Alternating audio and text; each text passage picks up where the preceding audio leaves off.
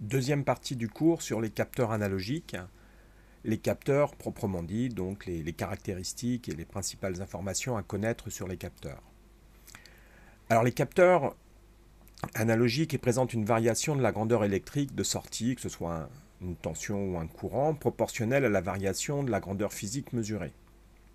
Vitesse, température, pression, etc.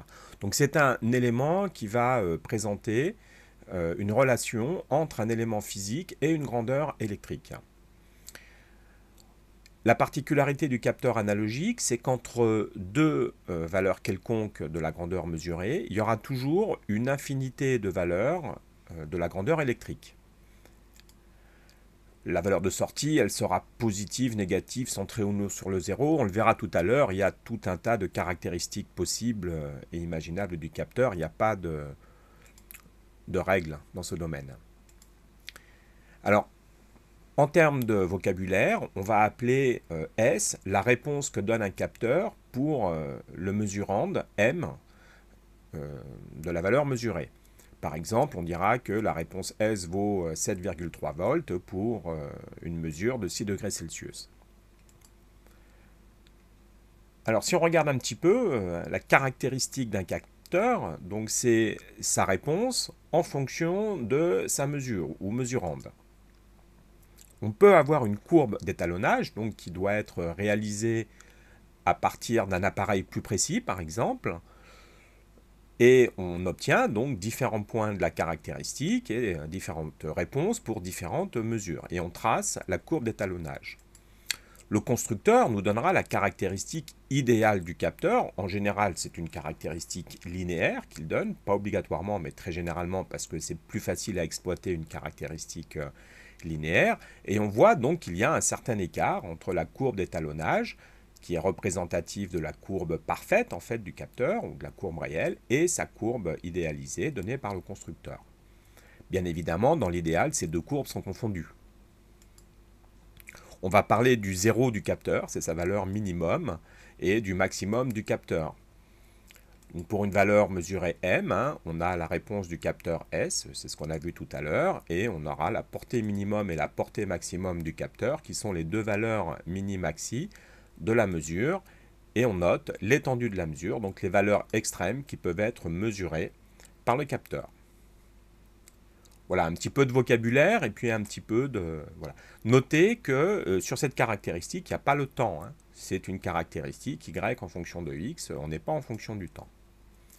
Alors la structure d'un capteur. Le capteur, il fait la liaison finalement entre le monde réel et notre système, automatisé ou pas d'ailleurs, mais il va apporter des informations du monde réel au système.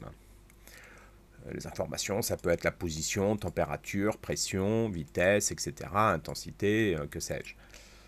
Toutes ces informations-là, elles vont être traduites, captées, transformées par un élément sensible qu'on appelle le transducteur. Ensuite, on a cet élément sensible, on va travailler le signal et on va transmettre le signal au système.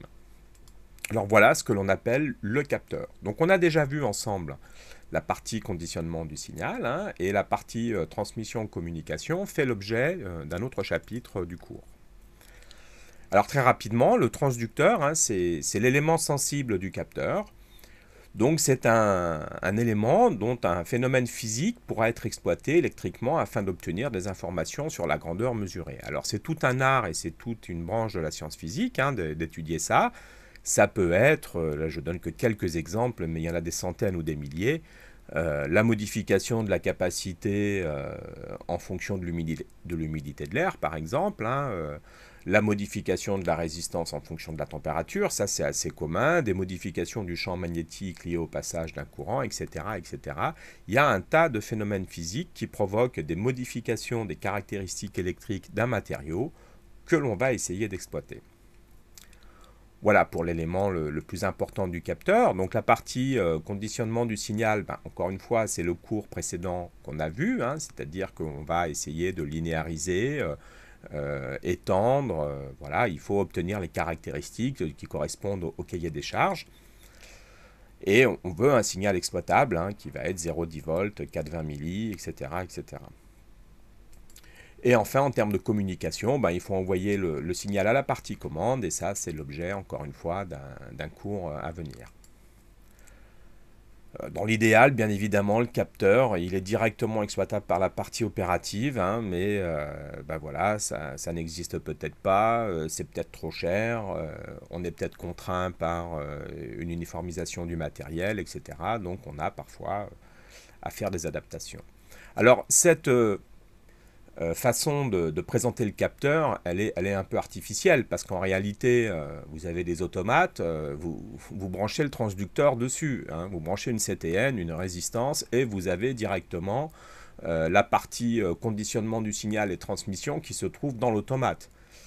Inversement, vous pouvez avoir des capteurs extrêmement intelligents qui sont capables de transmettre l'information sous forme de protocole sans fil, par exemple. Hein, il y a un tas de protocoles qui existent, ou en réseau. Hein. Donc on a effectivement dans la terminologie des capteurs, là ce qu'on fait, c'est bon, les différentes fonctions, elles peuvent être où commence notre capteur, où commence notre système. C'est pas forcément évident, c'est pas si simple hein, dans la réalité. Hein. Voilà. Alors quelques courbes, juste pour montrer qu'il y a une grande variation des courbes possibles en sortie. Hein. Donc ici un capteur qui n'est pas centré sur le 0, qui a une sortie 0,10 volts. Hein. Donc là on dira que c'est un capteur 0,10 volts et qui a une mesure, une étendue de mesure de 5 à 45 volts, à 45 degrés Celsius, pardon. Et on dira que l'étendue de la mesure est de 5 à 45 degrés Celsius, de 40 degrés Celsius. Hein. Voilà. On peut avoir donc ici une courbe centrée sur cette fois-ci le mesurand, hein, de moins 20 pascal à plus 20 pascal. Au-delà, on sature à 0 volts et on sature à plus 10 volts, hein, par exemple. À savoir qu'on peut avoir effectivement des entrées qui sortent de la zone ici, moins 20, plus 20 pascal.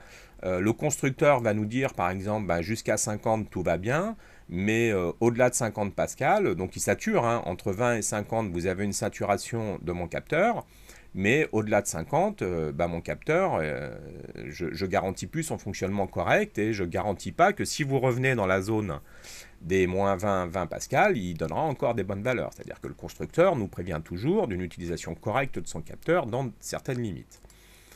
Hein. Donc ici, on a une sortie qui varie proportionnellement et qui est centrée sur le 0 de la mesure.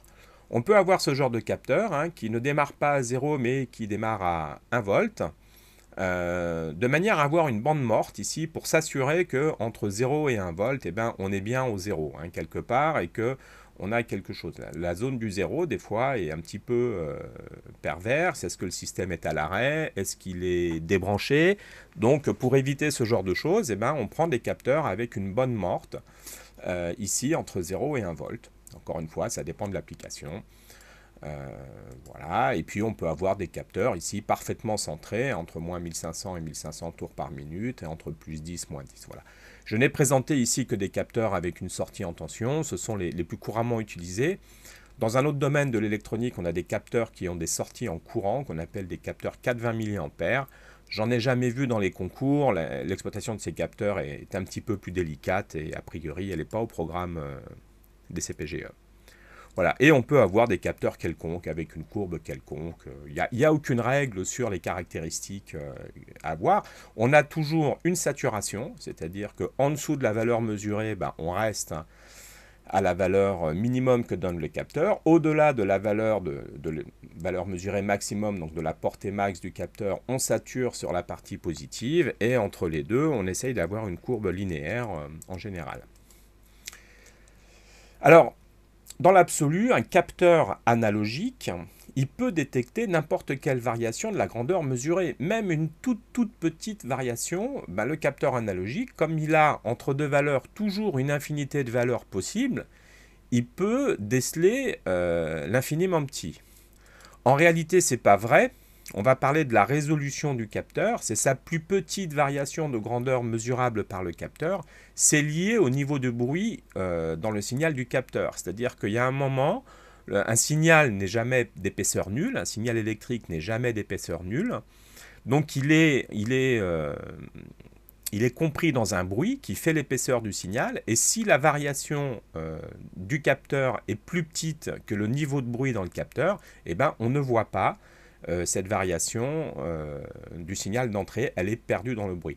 Donc bien que ce soit un capteur analogique, il y a quand même un minimum qu'on appelle la résolution du capteur, c'est la variation minimum mesurable par l'entrée, par le capteur. Hein. Donc c'est important parce que si vous avez un capteur qui a une résolution d'1 degré Celsius et que vous cherchez à mesurer des variations de 0,1 degré Celsius, eh ben ça ne marchera pas. Voilà, donc c'est un élément à avoir quand même en tête, même si au niveau du capteur analogique, ça peut paraître un petit peu bizarre cette notion. Alors la sensibilité du capteur, ça c'est un élément assez essentiel. Alors c'est assez simple en fait, hein. C'est la variation du signal de sortie par rapport à la variation du signal d'entrée. Alors bah oui, c'est pour une augmentation de tant de degrés, de 7 degrés, et ben mon capteur il augmente de combien de volts? Voilà, c'est ça en fait, hein, sa sensibilité, c'est le nombre de volts par degré Celsius, par exemple pour un capteur qui mesure une température. Dans l'idéal, donc la sensibilité, c'est tout simplement la dérivée de la réponse du capteur sur sa mesure. Hein. Donc c'est la pente autour du point M. Là, on parle dans le cas général d'un capteur qui n'a pas une sensibilité constante, ou plutôt quand on analyse les imperfections du capteur, qui est que dans l'absolu, sa sensibilité n'est pas constante, même si on cherche à avoir une sensibilité constante. Hein, donc idéalement, S sera indépendant de la valeur de M, c'est-à-dire que j'ai la même variation du signal, j'ai la même pente, quel que soit l'emplacement de M. C'est un capteur linéaire, c'est toutes les caractéristiques que je vous ai montrées. Ça se traduit mathématiquement, si on veut un capteur linéaire, ça veut dire que S de M est constant, donc une sensibilité constante, et comme la sensibilité c'est la dérivée de S par rapport à dm, donc on peut dire aussi que la dérivée seconde de la sensibilité par rapport à la mesure est nulle. C'est quelque chose qu'on exploitera en TD quand on cherchera à linéariser un capteur, parce que, je ne l'ai pas précisé tout à l'heure, mais dans l'élément sensible, malheureusement, les lois de la physique ne sont pas toutes linéaires. Et en fait, même quand elles le sont, la façon d'exploiter le capteur va ramener des non-linéarités. Et nous, on veut avoir un capteur linéaire, tout simplement, en asservissement, on a la théorie des asservissements linéaires, et si notre capteur rapporte une non-linéarité, notre théorie n'est plus valable. Donc on préfère très largement avoir des capteurs linéaires. Donc on exploitera en TD cette relation pour linéariser un transducteur qui n'est pas linéaire à la base. Hein. Et effectivement, en réalité, S va dépendre de beaucoup de choses. Il va dépendre de la fréquence de variation du signal. Le capteur ne va pas se comporter de la même façon à 10 Hz et à 100 kHz. Du temps, les caractéristiques d'un capteur peuvent varier en fonction du temps. Ça peut être des grandeurs d'influence, ça peut être par exemple la température. Un capteur de tension pourrait donner une valeur à 30 degrés et une valeur différente à 70 ou 700 degrés. Des pressions, des vibrations, des déformations, etc. On peut avoir des tas de choses qui peuvent venir influer notre capteur, l'humidité, qui va modifier des propriétés électriques de notre électronique. On peut aussi avoir les tensions d'alimentation. C'est vrai que si elles ne sont pas parfaitement filtrées ou si elles ont des variations, elles vont ramener ces tensions d'alimentation du bruit ou un signal perturbant dans le capteur, etc., etc., les champs magnétiques, etc., etc. C'est vrai que dans le domaine de la mesure, alors soit on veut mesurer grossièrement, c'est pas parce qu'on veut mesurer qu'on veut mesurer très très précisément, mais dans la notion de mesure, il y a quand même l'idée qu'on veut avoir des choses précises, et dès qu'on veut être précis, il faut regarder un petit peu toutes les actions extérieures qui peuvent venir modifier. Alors on peut avoir par exemple, je vais dire une bêtise, pour modifier une pression, un capteur de température à côté pour prendre en compte la température, parce que mon capteur, il dépend de la température, et donc je vais corriger la valeur mesurée en fonction de la température ambiante. Voilà, on peut avoir ce genre de choses, c'est-à-dire pour une mesure, mesurer d'autres éléments contextuels pour ramener finalement le capteur, pour prendre en compte les influences des différents éléments qui peuvent intervenir sur ma mesure. Voilà. On parlera de précision, c'est-à-dire l'aptitude, ça c'est assez simple à comprendre, l'aptitude du capteur à donner une mesure proche de la valeur vraie, ça c'est la précision du capteur, on a déjà vu ça en introduction du cours, précision absolue et précision relative. Et on pourra parler de précision d'un capteur, eh ben, il faut bien vérifier par rapport à autre chose. Donc soit par étalonnage, on a un appareil plus précis dont on a vérifié les caractéristiques, ou on a une enceinte dont on connaît les caractéristiques, etc. Ou alors lorsqu'on a mis le principe physique du capteur en équation et qu'on sait exactement ce que doit donner ce capteur dans ces conditions-là. C'est pas aussi quelque chose d'aussi évident que ça. Alors, on peut regarder un petit peu les différentes erreurs qu'on peut trouver entre la caractéristique constructeur et la courbe d'étalonnage, ou la vraie vie. Là, on voit qu'on a une erreur de linéarité. C'est-à-dire que notre capteur, il aura toujours une caractéristique linéaire, c'est celle qu'on a obtenue par le constructeur, et en réalité, là, on n'a pas correctement linéarisé, puisque normalement, ces deux courbes sont confondues. Donc, on appelle ça une erreur de linéarité. On peut avoir une erreur de zéro, c'est-à-dire qu'il y a un décalage, on appelle ça aussi une erreur d'offset, il y a un décalage entre la courbe d'étalonnage et la courbe caractéristique. On peut avoir une erreur de gain. On peut bien évidemment avoir les deux erreurs qui se cumulent, offset plus erreur de gain. Voilà. Alors, on peut aussi avoir, là ce sont des erreurs statiques, on peut avoir des erreurs de rapidité, c'est-à-dire le temps de réaction du capteur, c'est-à-dire que si on regarde trop vite la valeur du capteur pour une variation de l'entrée, il se peut qu'il faille un petit peu de temps au capteur pour donner une réponse. Je pense tout simplement à un capteur de température, il faut bien le temps que la chaleur se propage dans l'élément sensible, et qu'il y ait la conséquence électrique de ce changement de température de l'élément sensible qui a une certaine capacité thermique. Donc ça prend un petit peu de temps. Ce temps, il est peut-être de quelques secondes pour un capteur, typiquement quelques secondes pour un capteur de température. Si je veux regarder à la milliseconde la variation de température, mon capteur, il n'est pas bon. Il faudra que je fasse attention à cet élément. La linéarité, qui représentera l'erreur de linéarité, c'est l'écart de la sensibilité sur l'étendue de la mesure. Donc la sensibilité étant constante sur ma caractéristique, et la sensibilité réelle, elle va s'écarter de la valeur constante, et on regarde l'écart de cette sensibilité sur l'étendue de la mesure. Pour résumer là, cette petite introduction sur les capteurs analogiques, on dira que le choix d'un capteur, c'est un élément particulièrement sensible sur les performances du système. Je dirais le choix et l'emplacement du capteur. Et son environnement, c'est un élément extrêmement important. En soi, c'est même un métier. Le métier de la mesure demande des compétences très fines, de connaître les différentes influences possibles. C'est un métier avec un certain empirisme et en même temps une physique précise. Et c'est un mélange de personnes qui ont du métier, comme on dit, et également une très très bonne physique et un esprit de raisonnement très aiguisé. Et ce sont des compétences recherchées. Le métier de la mesure, on a de plus en plus de problèmes à avoir des gens qui comprennent ce qu'on mesure, les phénomènes étant de plus en plus compliqués. Et c'est un domaine passionnant, je trouve. À savoir que le prix d'un capteur, ça peut varier de quelques centimes à plusieurs milliers d'euros.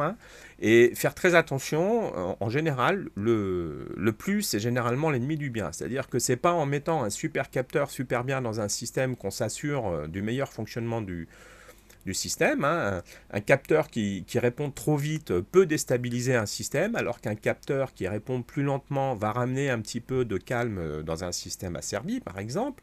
Le capteur super bien va peut-être coûter très cher, et donc dégrader la marge du produit. Il sera peut-être très fragile, et donc il dégradera la qualité du produit, et donc l'idée que s'en fait le client.